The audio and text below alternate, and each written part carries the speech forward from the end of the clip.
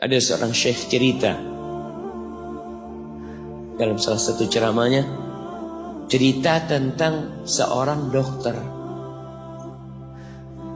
dokter perempuan di sana, di Arab Saudi. Ada seorang anak lelaki bawa ibunya masuk ke dokter ini, subhanallah. Ibunya ini gila ya. Anak-anak muda belum nikah, dia bawa ibu.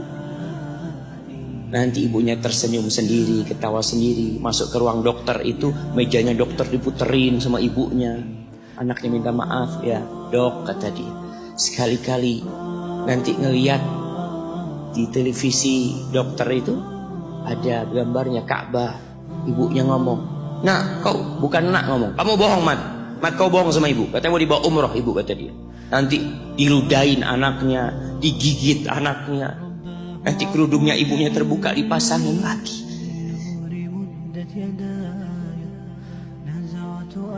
Itu dokter tanya sama anaknya, ini siapa? Ibu anak. Sejak kapan dia seperti ini? Sejak lahir. Loh, terus gimana engkau bisa lahir?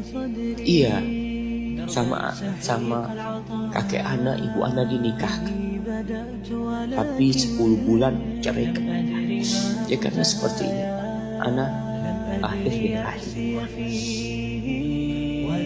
Dan seperti ini kata dia. Engkau berbakti sama dia, kata dia. Dia kan nggak kenal sama engkau. Iya, dia nggak tahu sama anak, tapi Allah tahu kalau dia ibu anak. Tak kalau dia ibu anak harus berbakti. Ditanya, ibumu sakit apa? Anak ibu kena gula. Setelah dikasih resep, itu dokter cerita, pasiennya keluar, ditutup pintunya. Dokter ini nangis. Dia mengatakan, ana sering dengar ceramah tentang birrul walidain. Ana sering mendengarkan tausiah ustaz tentang berbakti kepada orang tua, tapi ana baru sekarang melihat kebaktian seorang anak seperti anaknya.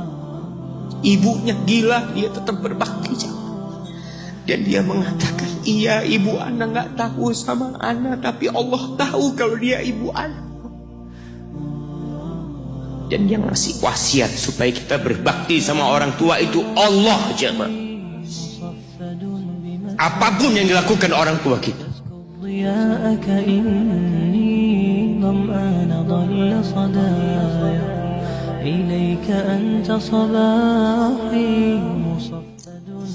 Apalagi ibu. Allah katakan, hamalathu ummuhu kurha wa wada'athu kurha. Ibu kita, hamil kita itu dalam kondisi yang sulit.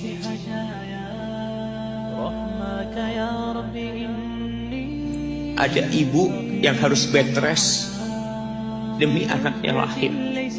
Demi kita lahir, ibu kita itu bed rest. Capek dikit keluar darah.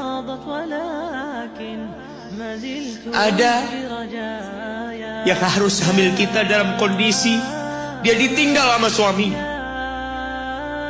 Dia harus cari nafkah sendiri. Ada yang harus muntah-muntah demi kita. Allah. Lalu kita berdiri buat ibu kita, capek. Diceritakan seorang, ya kita semua tahu ceritanya, tentang 3 orang yang masuk ke dalam gua. Kemudian gua itu tertutup dengan batu yang menggelinding. Lalu mereka bertawasul dengan amal soleh mereka. Salah satunya yang mengatakan, ya Rabbi, Allahumma, ya Allah, aku punya 2 orang tua. Aku punya 2 orang. Yang aku senantiasa memberikan susu kepada keduanya sebelum keluarga yang lain minum susu. Dia sudah menikah, dia punya istri, punya anak. Pada suatu hari, ya Allah, aku kejauhan cari rumput, sehingga aku balik dalam kondisi orang tua sudah tidur. Maka aku pereskan susu buat keduanya, ya Allah. Allah tahu, tapi dia mau cerita sama Allah. Dia ingin tawasul dengan amal soleh dia. Lalu aku taruh di wadah. Aku datang ke bapak ibuku, mereka tidur. Maka aku berdiri di hadapan kedua. Jamaah, bukankah bisa dia taruh di sebelah meja ibunya susu itu? Dia ambilkan meja, taruh di sana, dia bisa tidur. Dia sudah berbakti sama orang tuanya dengan seperti itu. Tapi anak ini tidak. Aku berdiri, ya Allah, aku gak ingin membangunkan keduanya. Dan aku terus berdiri, aku pegang itu susunya. Sampai mau subuh bangun, aku serahkan kepada kedua. Anak-anaknya nangis minta susu. Kata dia, lah, sampai bapak ibu aku minum. Kalian jangan minum. Kita kadang-kala sudah menikah lebih peduli sama istri kita, lebih peduli sama anak-anak kita. Nggak ada hadis yang mengatakan anak itu pintu surga, jemaah. Yang ada itu orang tua pintu surga. Kita peduli sama anak-anak kita. Beli oleh-oleh buat istrinya. Ditelepon istrinya mau apa, kepingin apa. Pernahkah kau telepon ibumu? Tanya, Umi kepingin apa, Umi? Ana lagi dalam perjalanan, Umi. Jamaah, itu anak, Masya Allah, dia berdiri. Kenapa dia kuat, jamaah? Karena dia tahu Allah yang nyuruh dia berbakti. Mungkin tidak ada yang melihat berdirinya dia, tapi Nabi ceritakan berdirinya dia. Dari malam jamaah sampai pagi, berapa jam dia ingat, ibuku hamil aku 9 bulan. Capek. Ana semakin tahu dengan tugas besar seorang ibu dan pengorbanan seorang ibu. Setelah Ana menikah, setelah Ana tahu bagaimana istri Ana hamil, ketika dia harus tidur gak enak, makan muntah aja, Ana melihat istri Ana sampai lemas dia. Ana ingat begini ibu Ana hamil. Lalu kita lupa, jemaah.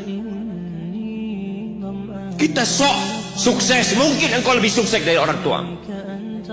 Tapi kalau nggak ada bapak ibu, engkau nggak akan pernah lahir di muka.